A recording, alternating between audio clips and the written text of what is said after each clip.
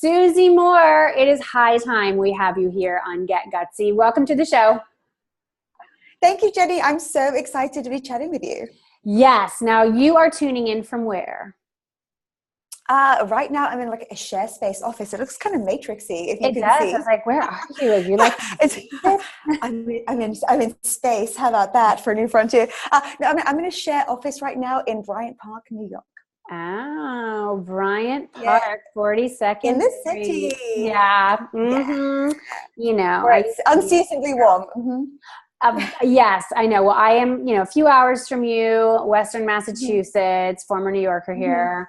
I get it. And the one time that you and I think we met one time maybe. Yeah, because maybe twice. Like we went to that Selena Sue's party celebration, right, for her anniversary party. And then when Denise Duffield Thomas was in town for her, that's right. We were both at her tour stop. And the night before I got to meet with your husband because there was like a dinner. You weren't able to. Yes, that's right. Gosh, so we have hung out a few times. That's fantastic. Yes, I know. The memory is going. Okay, Susie. So you have an accent. So you are not originally from America, a Brit, yes?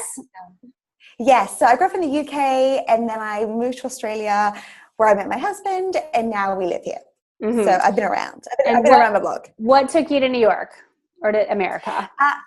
At the time, my husband was transferred with his bank and we just fell in love with it here. It's been 8 years. It was 8 years in December. Okay. Congratulations. Okay. So you're, oh my gosh, we're obsessed. You love it. I remember that about you. Like, I love it. You go to events, like you're out, I mean, that's, if you're going to live in New York City, you pretty much have to have that attitude because that's the magic of the place. Your apartment usually isn't like that spacious. Some people have spacious places, but I had like an 1,100 square foot pad. At my last stop, it was a 2-bedroom. It was awesome. But like the beauty of the city is that there's so much going on. There's people, there's events, there's action. There's action, and you take advantage of that action. Yes, absolutely. I mean, I am extroverted and there is a whole lot going on here. So while I'm here, and I hope I'm here for a long time, I think it's kind of my obligation to rock it and to enjoy it while I'm here. Totally. Okay. So your husband was transferred there for his job. What did you do once you got there? Well, I had to find a job and I had no work authorization. I had no visa. We actually had to get married at City Hall quickie style so I could get a spouse visa, leave the country, come back. It's a whole thing. So I had to find one. I had to figure it out, once I landed. So it was frightening, yet it was kind of, a challenge. And I mean, things work out once you kind of just commit, once you go all in. So it had to work. It was the only option for me. So it had to work. So I got a job a few months after moving here. And I mean, look, when it comes to, getting a job, starting a business, really, creating or doing anything, you just have to believe in yourself. I mean, Jenny, I don't have even a college education. And in America, that's such a big question, like where you studied and so forth. So I just had to really dial up the skills that I do have in order to just kind of slip in to the same industry I was used to, which was online advertising. So you were in online advertising in Australia. But you were able to get into that industry without having graduated from college and then move over to the States where, maybe was it like less important to have a college education in Australia than it kind of seems like it is in the US? Yeah, because people like to talk about it a lot here. So I just kind of would, gloss over the things I didn't have, really dialed up what I did have. And I mean, it worked out. I mean, but when you land in a new city that's very competitive in 2009, which is a very tricky market. 2009, yes. Yeah, there I had no connections. I didn't know anyone in America. I'm not even just in New York. Wow. But I just knew that there are opportunities here, and where there's opportunity, then there's always going to be something good. So totally. I love what you said. You got to believe in yourself. And so it sounds like you took some kind of corporate gig, right? Yep. Yes. And it went, I got my first job, then my second job, and then I went out on my own. Starting side hustling. Right. And so, I'm just, your official bio, you had, an unsatisfying yet highly profitable career as a Fortune 500 sales director. I get it. So you work in sales. You have such a great personality for sales, because sales is you're making connections. It's like building relationships, people. solving problems, right? You have to be really good with people. Yeah. And so Mm-hmm. that's where you were for a while. What made you want to make the leap into entrepreneurship? Like, why did you know that that was where you needed to go and not just, oh, I'll get another job to make more money and hope that it's more satisfying?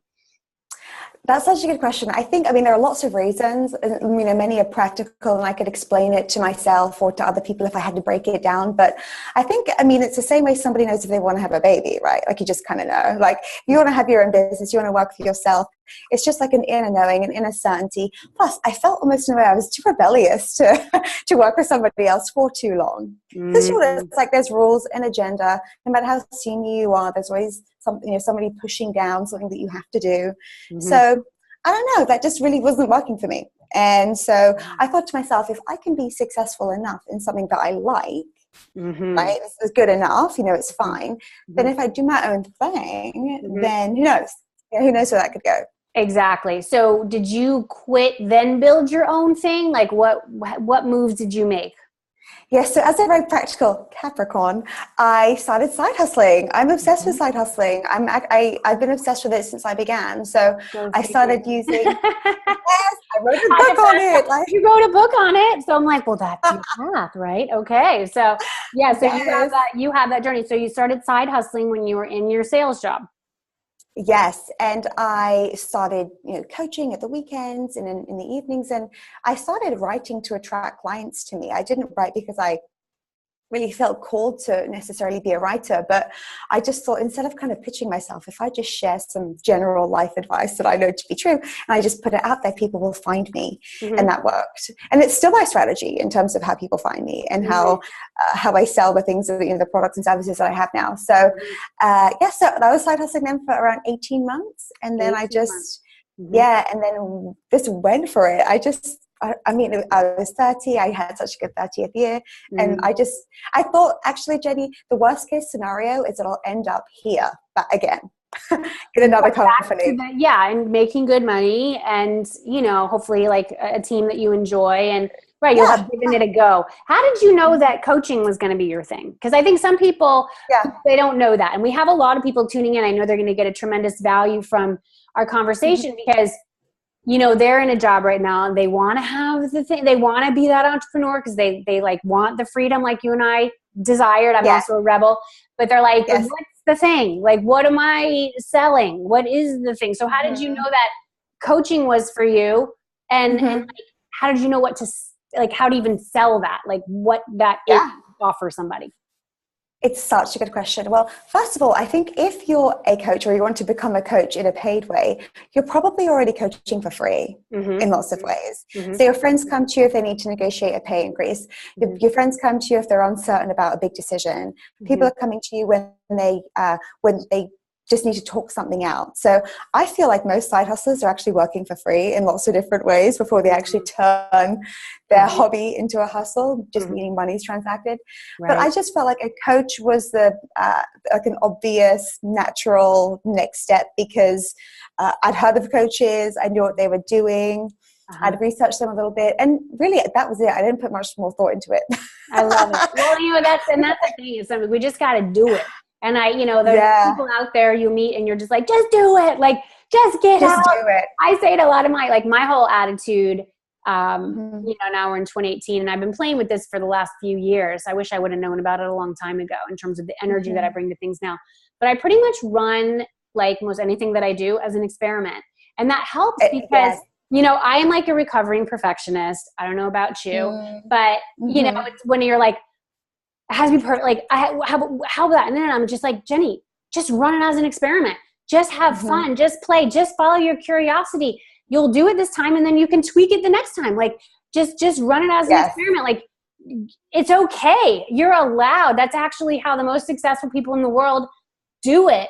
And so I love that you just brought that energy and that attitude. You're like, this is what I'm going to do. How did you figure out like what you were going to charge people? Was it because you just kind of did some research and you saw some packages and you're like, that feels good?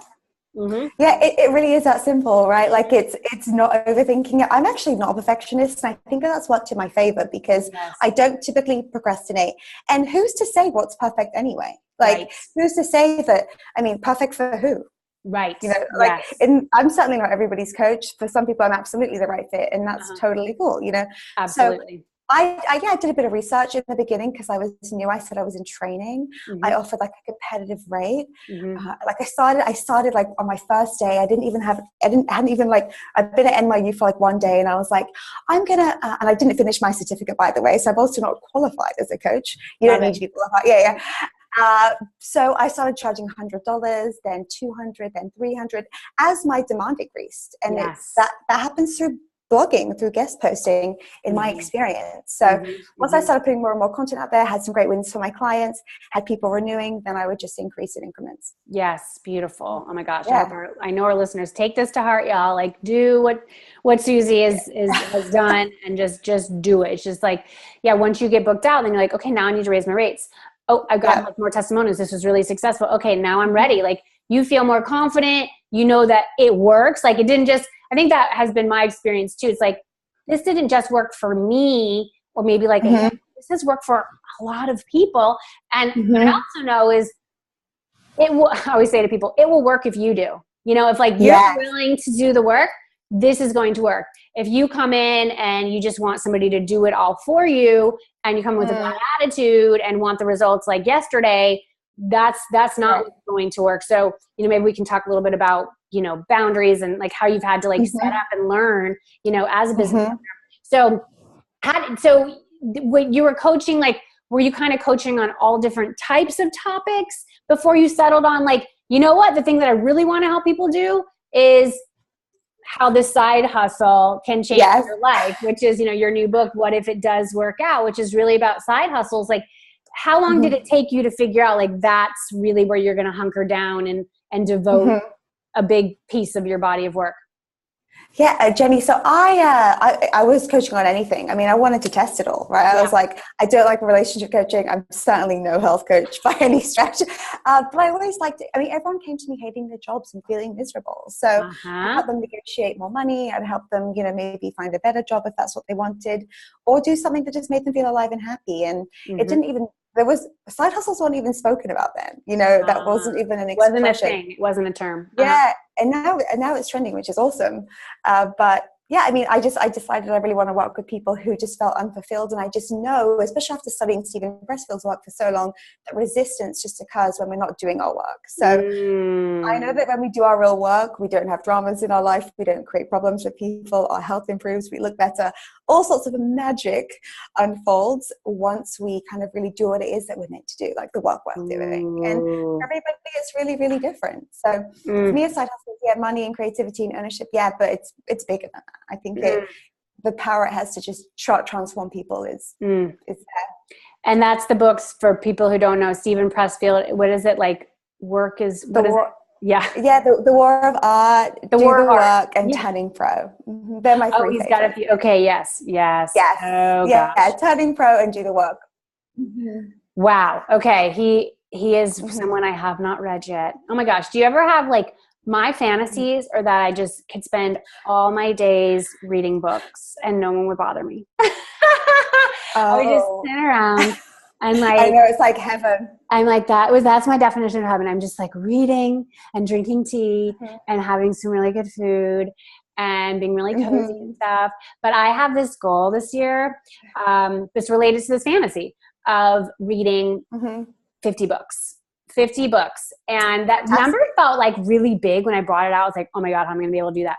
But now, because I'm on the road, I'm like, oh, no problem. Like, it's done. It's totally done. Because I'm so focused on it now. I'm less apt to want to just like scroll social media and waste time. Like, no, I have this goal. Like, I am going to do it. And, you know, obviously his work has had a big impact on you and allowed you to help more people. That's what books do. And that's what books do. And that's, you know, for you. Now, is this your first ever book? Have you written another one? I can't remember. It is my first ever book, but I'm actually spending the month of February in Bali working on my next book. Oh, yes. I know. Fabulous. And I love your goal, Jenny. I mean, 50 books, a book a week, that's totally possible. It's just it's always up to us, right? Like if we want to. It is. It's just like, it's a mindset shift going, oh, of course. Like, why wouldn't that be possible? That's like, I'm like, I can do more than 50. But it's like, it's just, but the power of coaching, the power of having that goal and saying, that's what I'm going to do with my extra energy. I'm not just going to kind of, wander around like what's happening. It's like, no, I'm going to read these books, and each one gets me that much closer to where I'm meant to be, in all facets of my life. And I think you can relate to that, as an author, as someone who reads. So what was the impetus for you to put in the blood, sweat, and tears? Because I know that's what's required when you write and publish a book, to write your book. What if it does work out? Like, what was it that said to you, it's time? I think it's kind of one of those things, again, like starting a business. It just takes a hold of you, and it's easier to do it than to not do it. It just becomes easier to do it. And also, I mean, it doesn't have to be that difficult. Like, especially if you're a blogger, or if you really, if you write it all, if you think a book, 60,000 words, if you've got a nice chunk of blogs already, probably already have a book. You just need some bridging sentences. Like, it can all be simplified. But essentially, I was... one big driver for me was I was kind of sick of answering all the same questions about side hustles. How do I come up with my idea? How do I package it? How do I position it? Et cetera, et cetera. And so I'm like, I want to make this really accessible, affordable to everybody. And in book form, it's just much, much easier to do that. So I just put in some really timeless stuff in there, scripts, different things to know, different things to do, things to consider. And it was like you used the word experiment. It was like a fun experiment for me. And it's been wonderful. Oh my gosh, I'm so happy for you. So break down some of the, top takeaways that you want our listeners to really kind of marinate in, for those who are realizing, okay, that's it. Enough is enough here in 2018. I am tired of feeling low. I'm tired of feeling like life is passing me by. I'm tired of bitching about my job. I need some side hustle. Okay. So how can you set them on this path, Susie? A couple of things. So if you've been repeating this, or that you've had that feeling for longer than a few months, it's time. You need to get out of the victim loop of, I don't have time, I'm too busy, I don't know where to begin. You do. There are tools. So many of them are free. No excuses. Numero uno. Secondly, you definitely have time. I have ladies in my program who are single moms with full-time jobs and side hustles. I mean, I salute them, right? It's like when we have, I love what Stephen Covey says, who wrote the 7 Habits of Highly Effective People. He said, don't prioritize your schedule your priorities. So get good with saying no. There's a whole lot you don't have to do once you actually stop and think about it. Yes. You can use your golden hours. We'll have those 2 or 3 hours in a day where we're just, our brains on fire.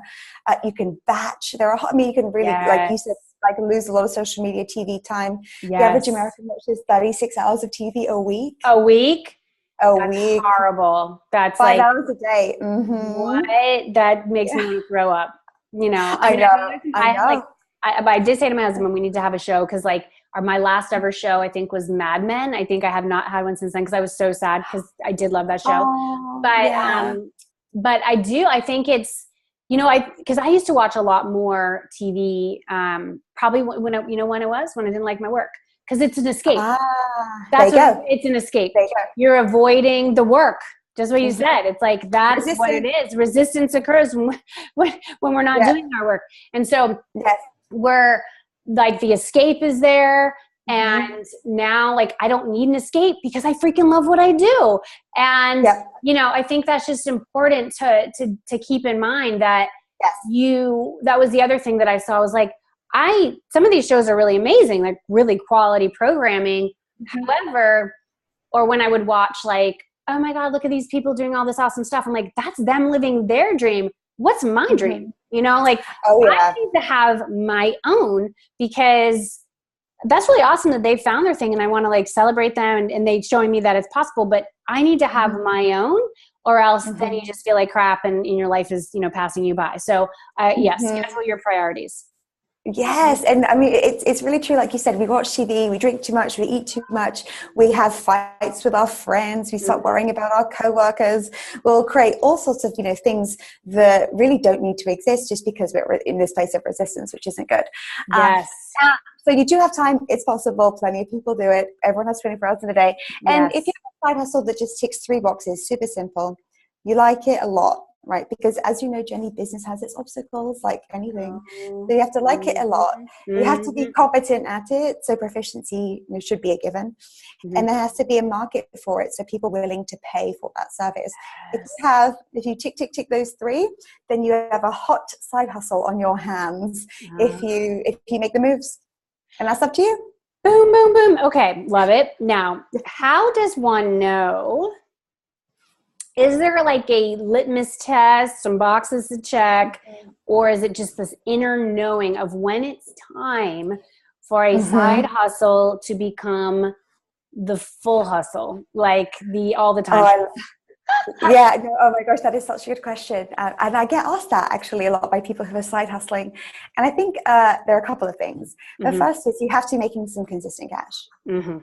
So that comes in different ways based on your business. But if you know that you can support yourself, and hey, look, you can make a little less if you know that that's going to work for you, depending on like where you're at, but you want to know that you can certainly live comfortably on what you're making side hustle wise, because you don't want to go all in on a business and make decisions out of fear and desperation. You want to feel creative and good when you're taking on clients and making decisions. So financially it has to, already feel sound to you. Yes. And then I think what I've seen is typically a side hustle decides for you when it's time, because appointments clash. You have an opportunity to travel. You have to take different meetings on work time. And typically it's often like not sustainable. In fact, I've seen people who've gotten fired, their side hustles roll in, and it's like they never would have taken that step. Right. Yes. Or people who even work as consultants in different forms, and then all of a sudden, something folds, and it's such a good move, because the universe does for us what we won't do for ourselves. Absolutely. In lots of cases. Absolutely. So and they have this thing. Yeah, and I wouldn't even say you need to have a deadline. That can help if you know that if that works for you. But often I just say it chooses you. It tells you. I like that.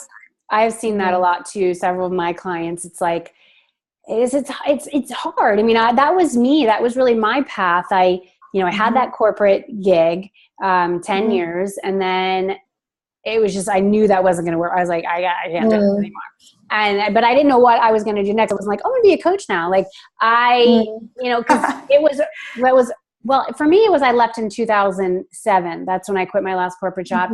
I'd heard about coaching, but like not really. And I had just finished a yoga teacher training, and I was actually in it at that point. And so yoga was the catalyst for me. It got me out. I was like, I don't think the teaching of the yoga is going to be the end game for me, but it's giving me something, to chew on. And then that pathway led me into coaching. And so like I went through the training and I started coaching immediately, and like getting the clients just like, and just going for it, like this is it, balls to the wall, let's go. And but what was helpful, which kind of like the coaching really was the side hustle, because it was bringing in less money. I was able to freelance in life, as a conference producer. And so I had a freelance gig. I worked from home, which was key. And that gave me regular income. The coaching was, I got the money when I got the clients, but it was like, and it was kind of like your timeline. I want to say it was about 18 months. And it was after my first son was born. I did one more conference gig, and I went to this event, and it just became very clear to me. It was when I am not with my son, I am doing work that I love, period. Like that is end of story for me.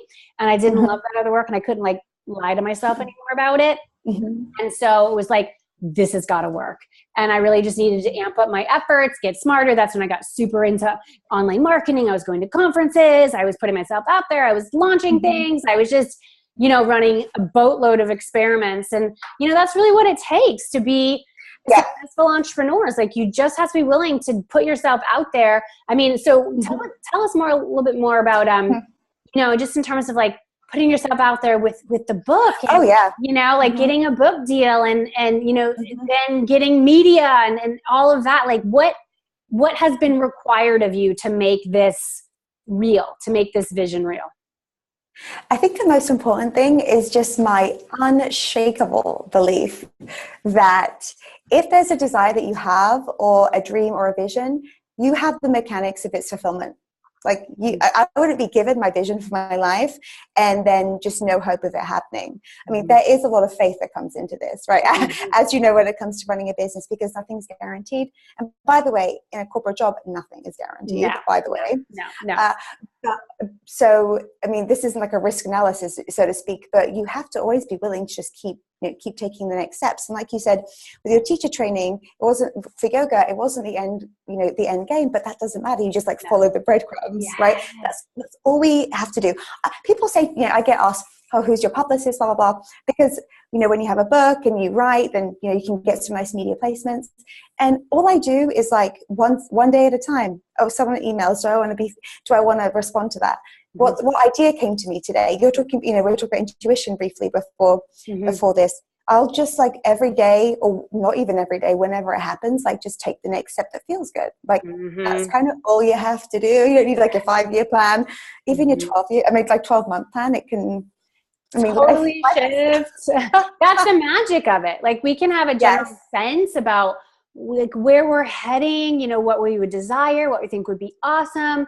But for me, when it's become more interesting and just feels better in my body, when I just take my hands off the wheel and I'm like, I trust you. I trust that whatever I could think I could put down in the plan, it's going to be so much better than that, because there's only so far our rational minds can take us.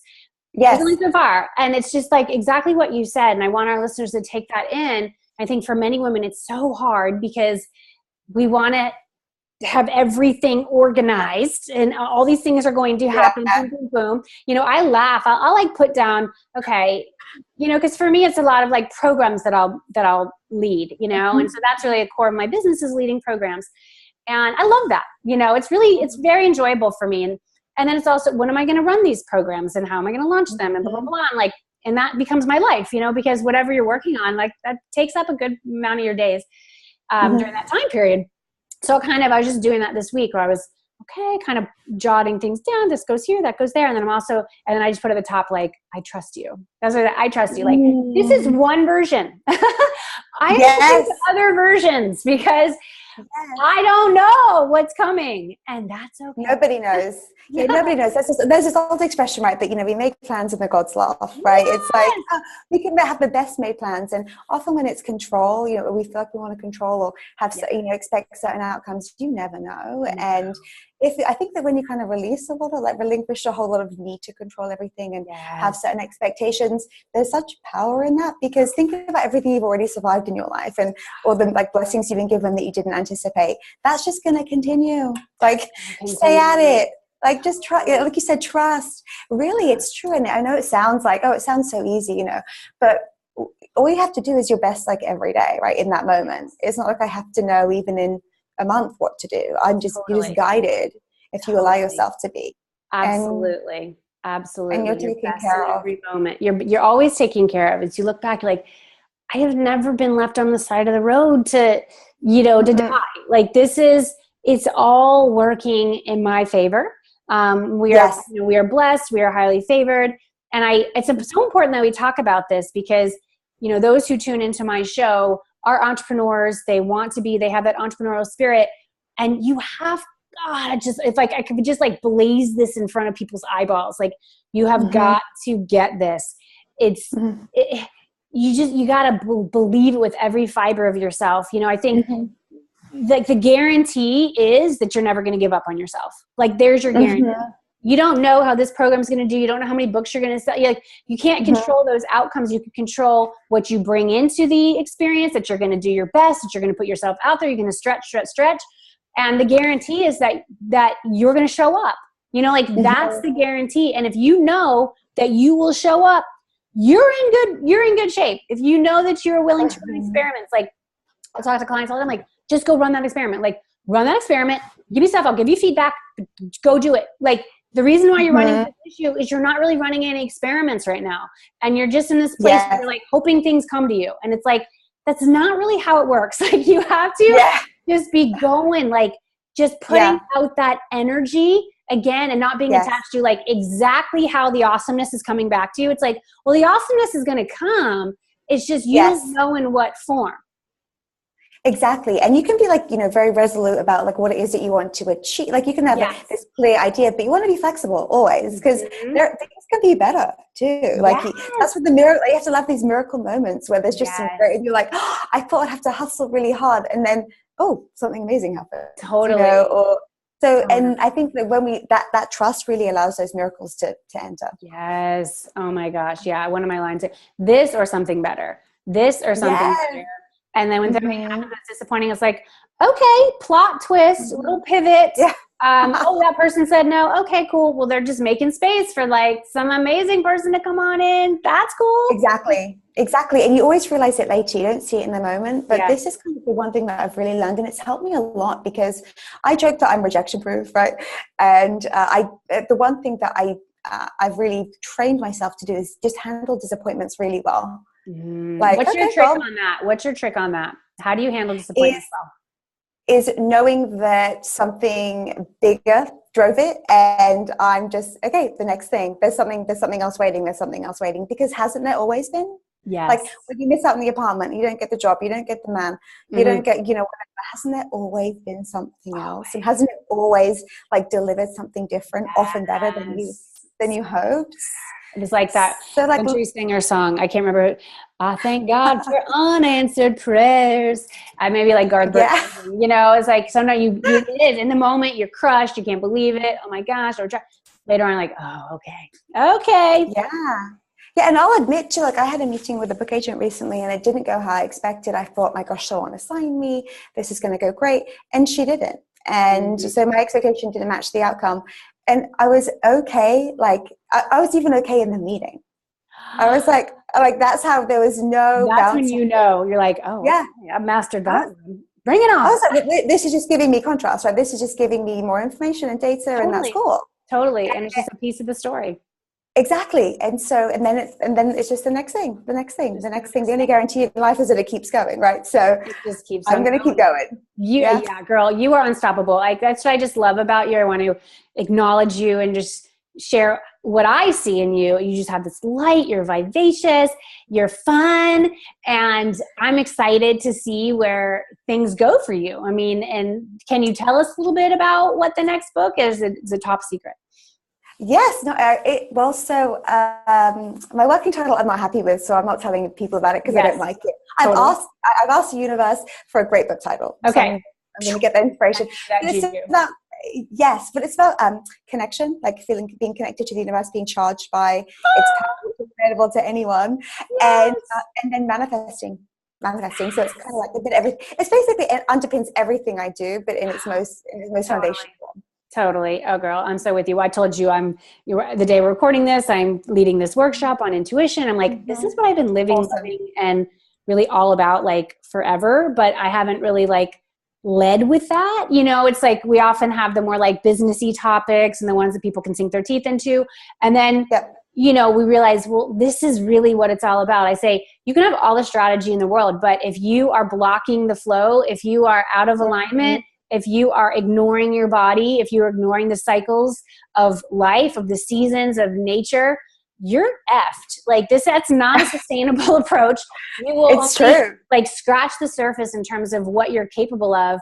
And you just, that was you and I's story. It was like you had all this success in the corporate world. It's also that. It's like, well, you think you have all the things, and then you're like, but this isn't really enough. And so, my path is exactly what you said, is like tuning into the universe. That was what the yoga teacher training was for me.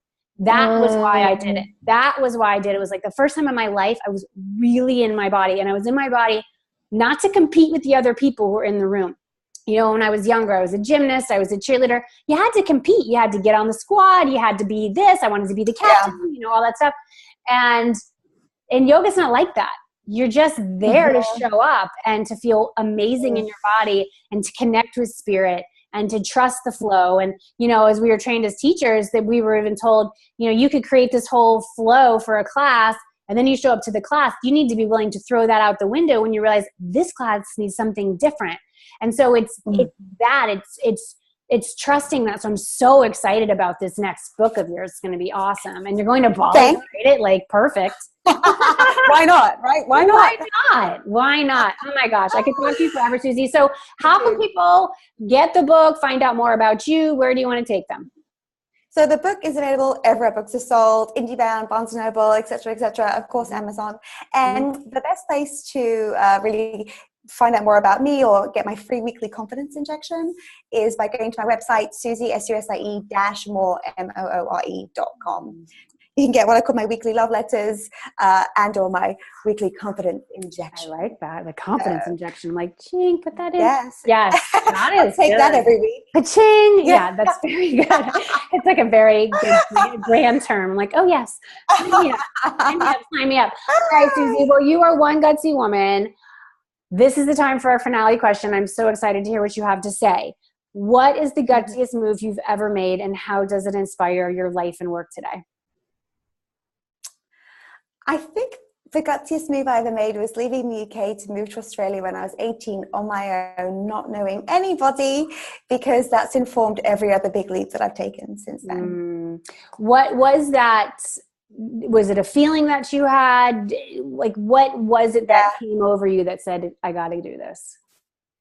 Well, I feel like the world is to be explored, right? And almost maybe it was some naivety, but I knew it was going to be okay. I just thought, hey, if I feel like going to Australia, doing this gap year thing that people are doing, there's something good waiting for me there. And there was, and it's that simple. So trust your impulses, trust your impulses. And since then, when I move, when I make any other kind of bold moves, as I call them, then, I mean, it's just part of the cycle of more and more and more. More and more and more. And I think our willingness to do that makes us stronger. So when the next bold move opportunity comes up, you can think back, I did it then, and I did it at that other time and that other time. And yes, I had doubts, and there were people telling you that you were nuts, like for my, my path. And everything was amazing. Like, we made it, I met my husband in New York, like when I made my move, and, and I just I found myself, and, it's all of that. It's just, you must be willing to. That's why the show is called Get Gutsy. It's like, I just want women to be gutsy, to be bold, to be courageous, to know that that's really where you start getting the juice from life, and not just like taking the scraps that are, just kind of left for you. That so much of the world just be satisfied. You're like, but I want more, I want to, it's like, and I love what you said, the world is meant to be explored. I absolutely believe that. And you're allowed to have everything that you want. Say that again, Susie. You are allowed to have everything that you want. Yes. Oh my God. Okay. That was so good. That's the perfect note to end on. You are allowed to have everything that you want. That's where we're going to leave it today, everybody. You are allowed to have everything that you want. Susie Moore, you are a light. Congratulations. Love you, Jenny. Many blessings for it to continue touching lives. Good luck on the next one. It's going to be rad. I want to hear about it. We'll have you back on. And everybody tuning in, thanks so much for being here. Jenny Fenig, right here signing off, sending you so much love, light, and faith as you get gutsy. I'll see you next time.